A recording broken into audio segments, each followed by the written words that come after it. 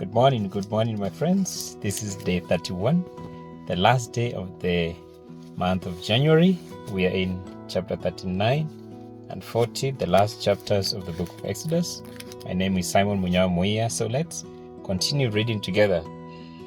Here, the skilled men are now beginning to build the priestly garments. Later on, Moses is going to inspect them. So let's read together and see. Chapter 39 of the book of Exodus.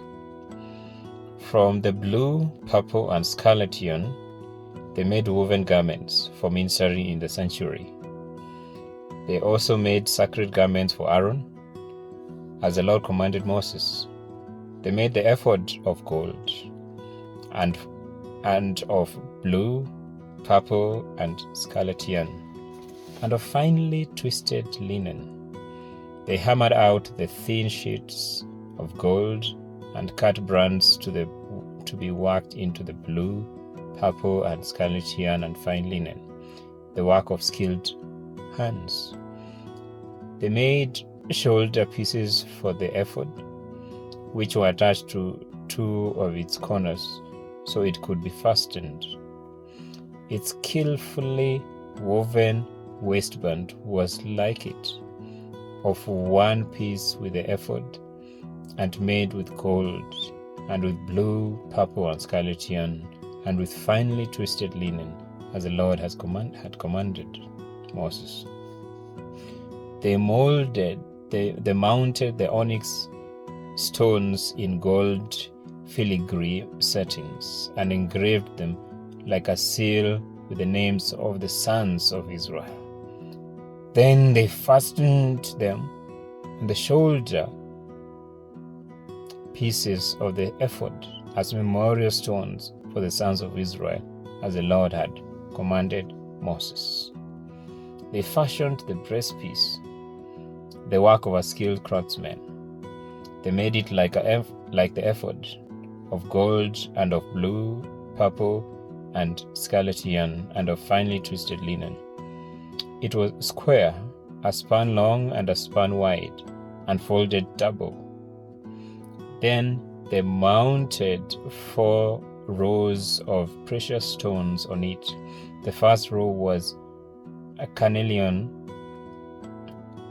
chrysolite, and beryl. The second row was turquoise, lapis lazuli, and emerald. The third row was jacinth, agate, and amethyst. The fourth row was topaz, onyx, and jasper.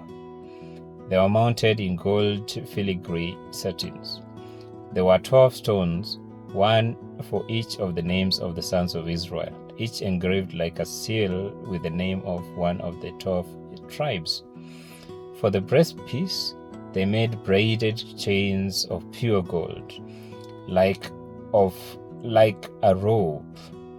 They made 2 gold filigree settings and 2 gold rings, and fastened the rings to 2 of the corners of the breastpiece. They fastened the 2 gold chains to the rings at the corners of the breastpiece, and the other ends of the chains to the 2 settings, attaching them to the shoulder pieces of ephod at the front.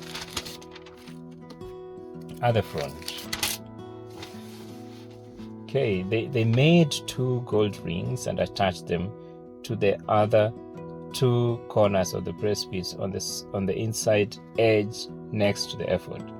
Then they made 2 more gold rings and attached them to the bottom of the shoulder pieces in front of the ephod, close to the seam just above the waistband of the ephod.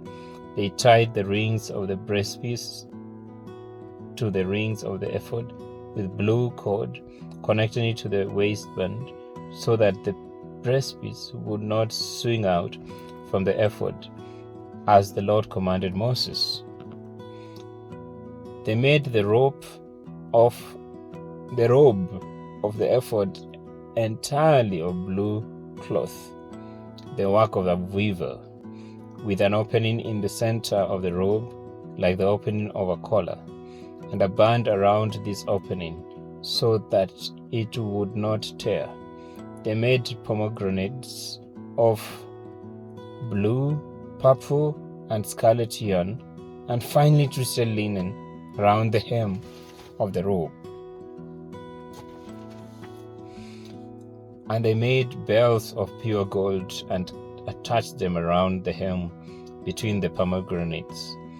The bells and pomegranates alternated around the hem of the robe to be worn for ministering, as the Lord commanded Moses.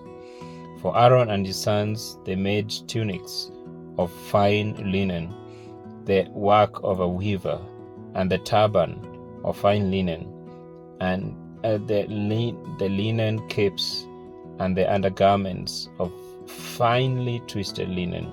The sash was made of finely twisted linen and blue, purple, and scarlet yarn, the work of an embroiderer, as the Lord commanded Moses. They made the plate, the sacred emblem, one of pure gold, and engraved on it, like an inscription on a seal, "Holy to the Lord." Then they fastened a blue cord to it to attach it to the turban, as the Lord commanded Moses. So all the work of the tabernacle, the tent of the meeting, was completed. The Israelites did everything just as the Lord commanded Moses. Then they brought the tabernacle to Moses, the tent and all its sub-furnishings, its clasps, frames, and crossbars, posts, and bases, the covering of ram skins dyed red, and covering of another durable leather, and the shielding curtains, the Ark of the Covenant law with its poles and the atonement cover, the table with all its articles and the bread of presence, the pure gold lampstand with its row of lamps and all its accessories, and the olive oil for the light, the gold altar, the anointing oil, the fragrant incense, and the curtain for the entrance to the tent, the bronze altar with its bronze grating, its poles and all its utensils, the basin with its stand,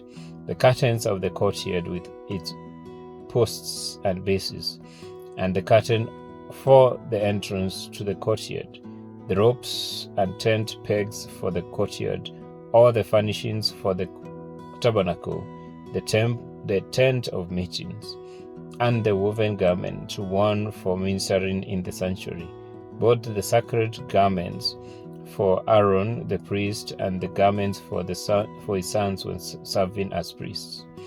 The Israelites had done all the work just as the Lord had commanded Moses. Moses inspected the work and saw that they had done it just as the Lord had commanded. So Moses blessed them. Chapter 40. Then the Lord said to Moses, "Set up the tabernacle, the tent of meetings, on the first day of the first month. Place the ark of the covenant law in it, and shield the ark with the curtain. Bring in the table, and set out what belongs on it. Then bring in the lampstand, and set up its lamps. Place the gold altar of the incense in front of the ark of the covenant law, and put the curtain at the entrance to the tabernacle.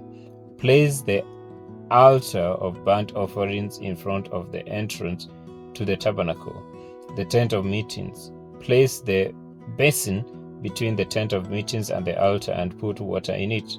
Set up the courtyard around it, and put the curtain at the entrance to the courtyard.